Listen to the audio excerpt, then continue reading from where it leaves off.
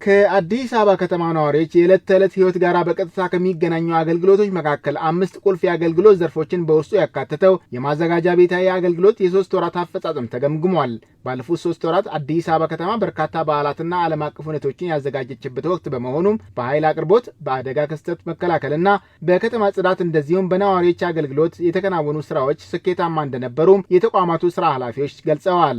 ዓለም አቀፍ መድረኮች ነበሩ ከአየር ንብረት ለውጥ ጋር የሚያያዝና እነዚህ በሙሉ በዓላት የከተማውን ገጽታ በሚገነባ መንገድ የከተማውን ኢሜጅ በማያበላሽ መንገድ በደንብ በጥብቅ የቅርብ ክትትል ስለተመራ ጽዳቱ አካባቢ ላይ በተሟላ መንገድ ባሰብነው መንገድ ጽዱ በሆነ አካባቢ በዓላት እንዲከበሩ ጽዱ በሆነ አካባቢ ስብሰባዎቹ እንዲካሄዱ ለማድረግ የተሞከረበት ሁኔታ ነው ያለው። ህዝቡ አገልግሎትን እኛ ተቋም ላይ መጥቶ ተሰልፎ አገልግሎት ማግኘት ሳይሆን በቤቱ ሆኖ አገልግሎቱን የሚያገኝበት መታወቂያ ከሆነ መታወቂያውን እኛ አትመን የምንሰጥበት ለመውሰድ ብቻ የሚመጣበት እንጂ መጥቶ ተሰልፎ አገልግሎትን የሚጠይቅበት ሂደት እንዳይኖር አዲስ ሲስተም እያለማን ያለን። በምክትል ከንቲባ ማዕረግ የአዲስ አበባ ከተማ ዋና ስራ አስኪያጅ ኢንጂነር ወንድሙ ሲታ በበጀት ዓመቱ የመጀመሪያ ሩብ ዓመት በማዘጋጃ ቤታዊ አገልግሎቶች የተከናወኑ ስራዎች ስኬታማ ለውጦች የተመዘገቡባቸው እንደነበር ተናግረዋል። የከተማችን አገልግሎት የተሻለ እንዲሆን፣ የከተማችን ገጽታ የተሻለ እንዲሆን፣ ህዝብ በሰላም ወጥቶ የሚገባበት ከተማ እንዲሆን የማድረግ ኃላፊነት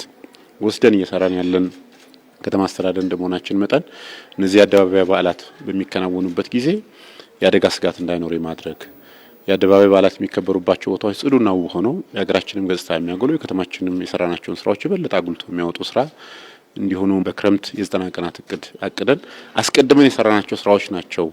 ለዛ ስራ በተሳካ መልኩ መሳካትና የነበሩትን አገር አቀፍም ዓለም አቀፍ ኢቨንቶችም የህዝብ በዓላትንም ጭምር የአደባባይ በዓላትንም ጭምር በተሳካ መልኩ እንድናከብር ያስቻለን የሚል ከኮሪደር ልማት መስፋፋት አኳያ ከተማዋ ከጊዜ ወደ ጊዜ እየዘመነች እንደምትገኝ የጠቀሱት ኢንጂነር ወንድሙ ሴታ ይህንንም በሚመጥን ደረጃ የማዘጋጃ ቤታዊ አገልግሎቶችን ለመስጠት የተቋማትን የአገልግሎት አሰጣጥ በቴክኖሎጂ የታገዘ ለማድረግ በትኩረት ይሰራል ብለዋል። የተቀናጀ የተሳለጠ አገልግሎት፣ ፈጣን አገልግሎትና ተደራሽነት ያለው አገልግሎት መስጠት የሚያስችል ስራ እየሰራን ያለነው አይ ቲንክ በሁለተኛው ሩብ ዓመት በተሟላ መልኩ እሱን እንተገብራለን ብለን ነው የምናስበው። ይህ ስራ እንግዲህ አንድ ጊዜ ሰርተናል ብለን የምናቆመው ሳይሆን አዳዲስ መሰረተ ልማቶችን የመገንባት ከዛም ደግሞ ነባሮቹ መሰረተ ልማት እየጠገን ጉዳት ሳይደርስባቸው የተሟላ አገልግሎት እንዲሰጡ የማድረግ ስራ መስራት መቻል አለብን በሚል ያቀድነው ስራ አለ። ይህንን በተሟላ መልኩ የምንቀጥልበት ነው የሚሆነው። ሌላው እንግዲህ አዲስ አበባ ምልክት እየሆነ ያለው አዲስ አበባ ጽዳት ነው።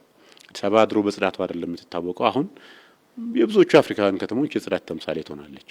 ይህን ማስቀጠል ያስፈልጋል። በሩብ ዓመቱም በጽዳት አስተዳደር፣ በኃይል አቅርቦት፣ በሲቪል ምዝገባና ነዋሪዎች አገልግሎት እንደዚሁም ወቅትን ተከትለው የሚፈጠሩ የአደጋ ክስተቶችን በመከላከል በኩል የተከናወኑ ተግባራት ስኬታማ እንደነበሩ በሪፖርቱ ተመላክቷል።